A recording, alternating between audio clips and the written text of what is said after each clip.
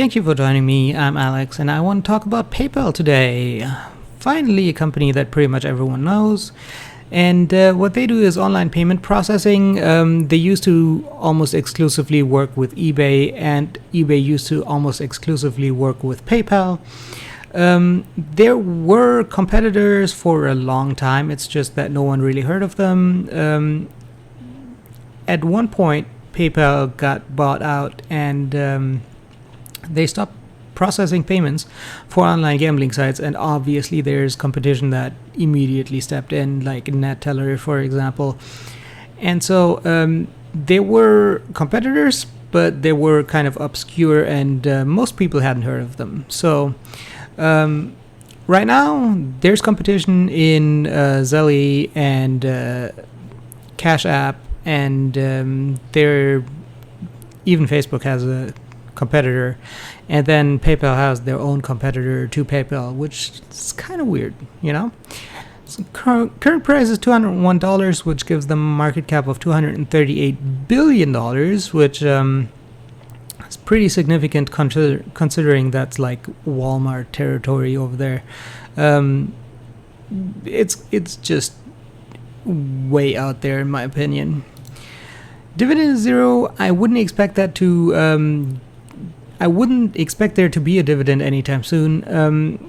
They're a fairly old company at this point, considering tech startups. And so they would probably get to the age where paying a dividend kind of makes sense. But for now, there is better stuff to spend money on. So I wouldn't expect there to be a dividend anytime soon, but I wouldn't rule it out either. Revenue $17.7 billion, earnings $2.5 billion, and a PE of 93, which I just think is way too high. Forward PE of 56 is quite a significant step up, because that represents an earnings growth of 50-ish%. That would be quite significant if they could get the forward PE below 60. Still pretty high valuation there. You don't see a PE of 93 a whole lot, and Netflix with their 350 or whatever it was, definitely an outlier there. I don't think that PayPal really has the growth needed to justify a PE of 93. Total assets $51 billion, total liabilities $34 billion, which gives them total stockholders' equity of $16.9 billion.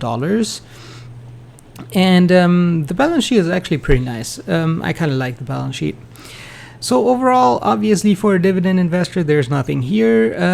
Wouldn't rule it out in the future, but right now, obviously nothing. For a value investor, a PE of 93 is just over 4 times as high as it should be. So really don't think a value investor would have any interest in this either.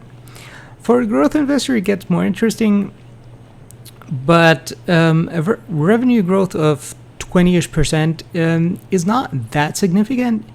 With that said, the risk is also very low. PayPal is very likely not going anywhere, and I really don't see them ever going bankrupt either. Like, if they somehow found a way to completely mismanage their money, I would expect a buyout rather than them going broke. So I don't think there's a lot of risk here, and that kind of sort of makes it interesting for a growth investor. But obviously there's no way you're going to 10x your money within 10 years, because that would give them valuation of the biggest company in the world. And I don't see them competing with Apple anytime soon, especially not on revenue or earnings. So I don't really think that growth investors should be investing in this at this point, but I wouldn't blame anyone either. The risk is just very low, and the revenue growth is still quite significant. I do think there's better opportunities out there though. That's it for me for today. If you like this video, make sure to subscribe. I'm coming out with more videos every day before market open. I hope you have a successful day.